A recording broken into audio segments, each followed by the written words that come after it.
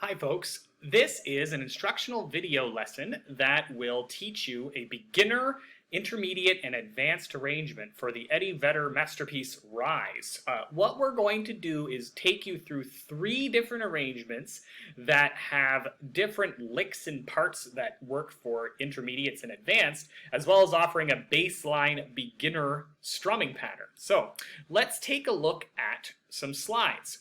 What we have first is that intro I played, which is essentially a G bar chord, which is taking place on the 7th fret, with the pinky finger up there on the 10th fret.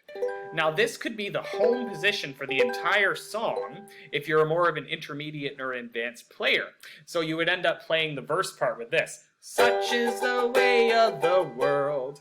Now notice you're switching to that D minor add 11 whenever you would see a D chord. Gonna rise up. You get the idea, but we'll get there.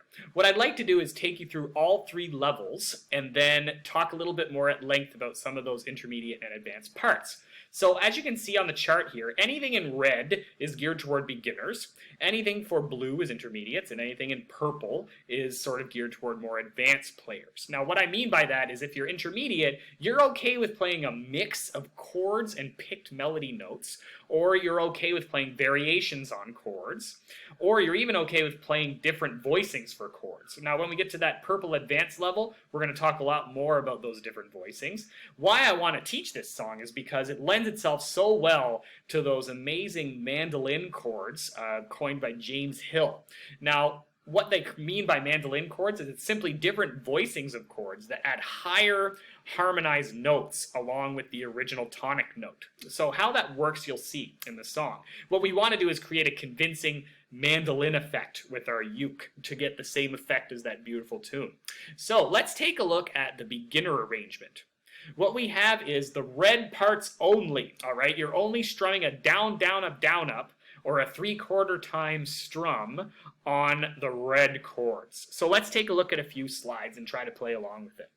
1, 2, 3, and such is the way of the world, you can never know. Just holding this C back to G. Just where to put all your faith.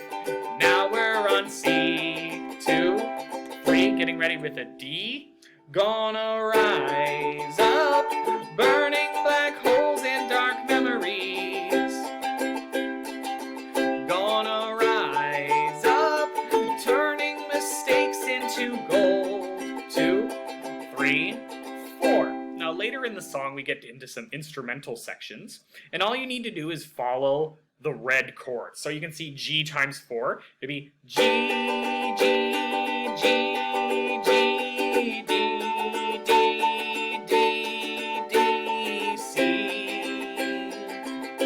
That whole thing again.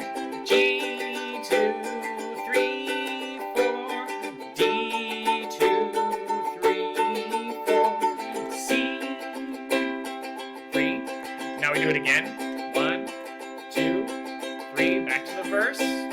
Such is the passage of time, too fast to fold. The whole song is played like this. Now when you get down to that final instrumental, we can see a G sus2, okay? And all that means is you're playing your regular G and you're taking off that second finger for the G suspended second. So that whole final instrumental part sounds like this. D, D, G, and C. And again. And C. Now watch this. G, take it off, put it on, take it off, put it on, take it off. Now D, 1, 2, 3, 4, C, 2, 3, 4, slide to G. So that would be how to play the beginner arrangement, all right? What we'll do now is to go back to the beginning and take a look at the intermediate arrangement. There's a move here that I like to call the C major lift, okay? And it involves 4 positions. You start on a regular C chord, Then you're going to add your first finger to the second fret of the E string to play what we're going to call a C/F sharp, because you're essentially just playing those two notes. Now we're highlighting these two notes. Then we're taking our second finger and putting it on the third fret of the E string to play a C5 chord. Now we're taking off our back third finger and sliding that second finger up to the fifth fret to play a chord they call A minor 7 no 5. So it's an A minor 7 without the fifth note. And when you add them all into the strumming pattern, it sounds like this. C, C/F sharp, C5, A minor 7, C, C/F sharp, C5, A minor 7. You can work on speeding that up.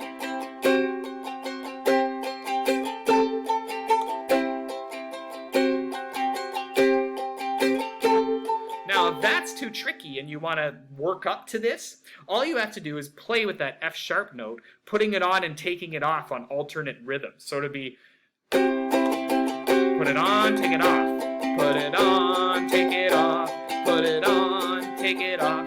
Now the whole slide in the intermediate level would sound like this. 1, 2, 3, 1. Such is the way of the world, you can never know just where to put all your faith and how will it grow. Down, down, up, down, up. Then in the chorus, we get into our D part, adding this new C major lift. Gonna rise up, burning black holes in dark memories. Gonna rise up, turning mistakes into gold. 2, 3, 4. Now, the intermediate part pretty much continues like that. What we can do in the instrumental section, though, is add some accents to our G and D chords. So instead of playing just a straight GX4, maybe you want to play with that G suspended, or even add 9 on G, which means you're going to put your fourth finger on the bottom string on the third fret. And you can play around with it however it works with you on the rhythm, okay? So maybe instead of just G, G, G, G, you would play something like, so finger on, finger off, fourth finger, second finger, finger on, finger off, fourth finger, second finger. Now, on D, you can add your third finger to the third fret of the E string anytime you want. And then go back to the C lift.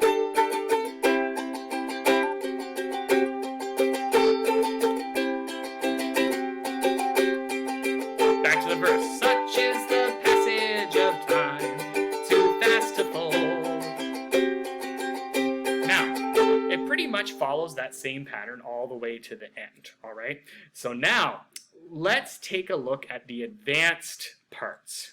So going all the way back to the beginning, we're going to play it the intermediate way, but I have a new little riff I can show you here, which I like to call the Mando dip, okay?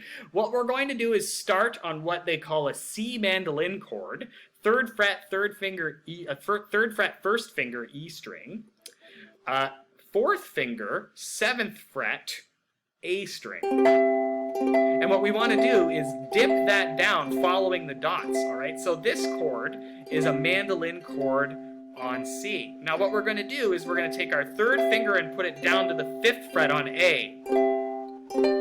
And this is what they call a C suspended second.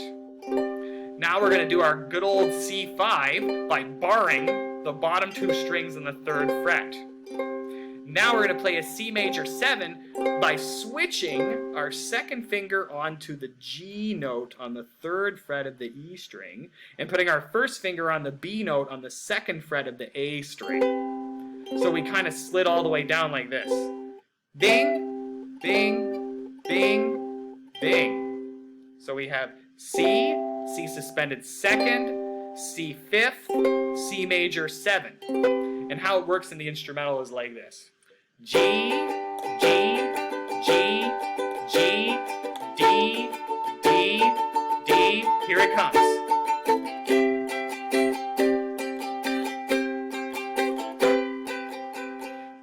use that mando dip interchangeably anytime you see the C lift. You can put any part of it anywhere you want. That's the best part of this song. So we could be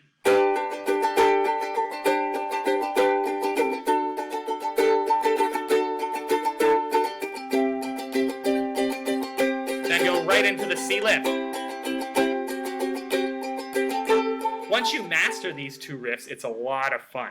But what's cool about the song is that all of it's interchangeable for just a straight up C chord if you're a beginner and that's all you want to add. Now, we get to our ending here. What's fun for advanced players is if you want to try playing this whole last part using the G bar chord up on the 7th fret as your home note. And that means you're going to start this whole thing on this D minor add 11, which is just like a G voicing, except played way up here on the 10th fret. So it would sound like this.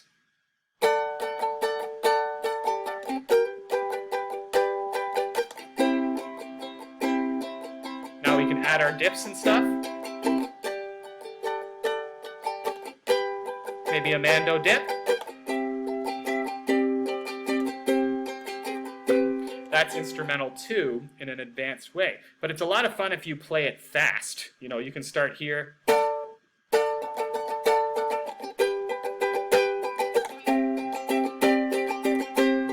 Then back to G and G suspended second. And then we're going to end it in D.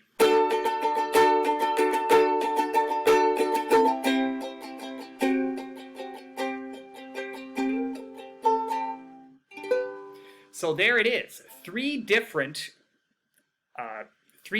levels of experience needed to play all three different arrangements of the song. So I prefer playing a mix. Sometimes if I'm feeling like I want to concentrate on the vocals, I more work on a beginner level arrangement of this song. If I want to work more on fingerings and voicings, I like to use the intermediate or advanced level. So what we're going to do now is play through the whole tune, adding parts here and there, making it a Frankenstein.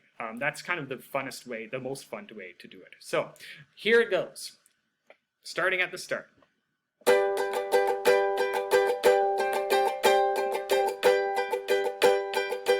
2, 3, here we go. Such is the way of the world, you can never know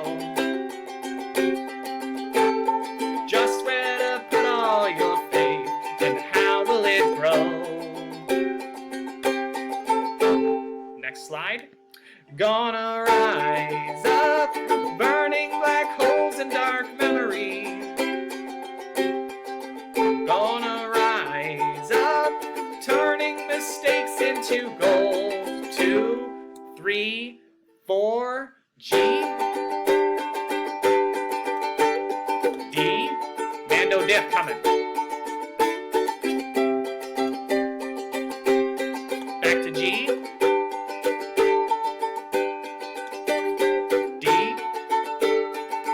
C lift. 2 times. Back to the verse. Such is the passage of time, too fast to fold. Suddenly swallowed by signs, lo and behold. 2, 3, and gonna rise up, find my direction magnetically.